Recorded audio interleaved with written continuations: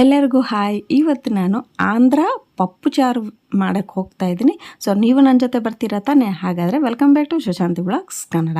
First ನಾನಿಲ್ಲಿ 1 ಲೋಟ ತೊಗರಿಬೇಳೆ ಕುಕ್ಕರಲ್ಲಿ ಕೂಗಿಸಿ ಇಟ್ಕೊಂಡಿದ್ದೀನಿ. ಅದಾದಮೇಲೆ ನಮಗೆ ಪಪ್ಪು ಚಾರು ಅಂದಮೇಲೆ ತರಕಾರಿ ಜಾಸ್ತಿ ಬೇಕು, ಒಂದು 5-6 ತರಕಾರಿ ಬೇಕಾಗುತ್ತೆ. ನಾನು ಇಲ್ಲಿ ಹೂಕೋಸು, ಬೆಂಡೆಕಾಯಿ, ನುಗ್ಗೆಕಾಯಿ, ಆಮೇಲೆ ಮೂಲಂಗಿ ತಗೊಂಡಿದ್ದೀನಿ, ಜೊತೆಗೆ ಬದನೆಕಾಯಿ. ಆಂಧ್ರ ಅಂದರೆ ಬದನೆಕಾಯಿ ಜಾಸ್ತಿ ಯೂಸ್ ಮಾಡ್ತಾರಲ್ಲ, ಸೊ ಬದನೆಕಾಯಿ ತಗೊಂಡಿದ್ದೀನಿ. ನಿಂಬೆಹಣ್ಣು ಗಾತ್ರದಷ್ಟು ಹುಣಸೆಹಣ್ಣು ನೆನೆ ಹಾಕಿಟ್ಟಿದ್ದೀನಿ.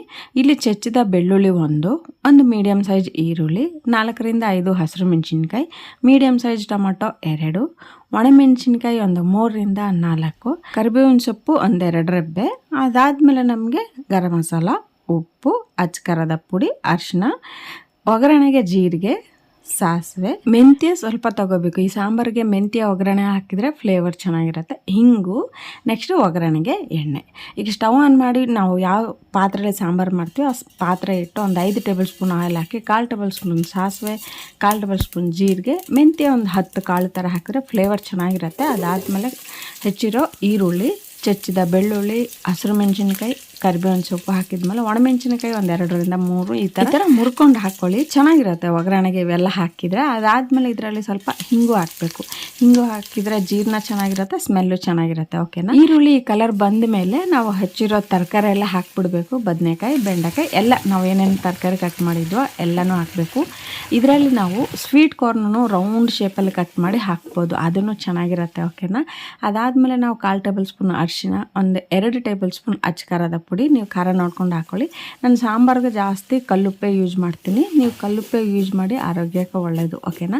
ಇದಾದಮೇಲೆ ಈ ಥರ ಸೌಟಲ್ಲಿ ಕಲ್ಸೋಕ್ಕಾಗಲ್ಲ, ಈ ಥರ ಹಿಡ್ಕೊಂಡು ಕಲಸಿ. ಅದಾದಮೇಲೆ ನಾವು ಬೇಳೆ ಬೇಯಿಸಿ ಇಟ್ಟಿದ್ವಲ್ಲ ಆ ಬೇಳೆನೇ ಹಾಕಬೇಕು. ಬೇಳೆ ಹಾಕಿದ್ಮೇಲೆ ಒಂದ್ಸಲ ಮಿಕ್ಸ್ ಮಾಡಿ ಸ್ವಲ್ಪ ನೀರು ಹಾಕ್ಕೋಬೇಕು.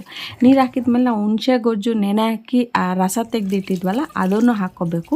ಈ ಟೈಮಲ್ಲಿ ನಮಗೆ ಸಾಂಬಾರು ಎಷ್ಟು ಬೇಕೋ ನೋಡಿಕೊಂಡು ನೀರು ಹಾಕ್ಕೋಬೇಕು. ಇದಾದಮೇಲೆ ನಾವು ಇದರಲ್ಲಿ ಹೈ ಫ್ಲೇಮಲ್ಲಿಟ್ಟು ಒಂದು 5 ನಿಮಿಷ ಕುದಿಯೋಕೆ ಬಿಡೋಣ.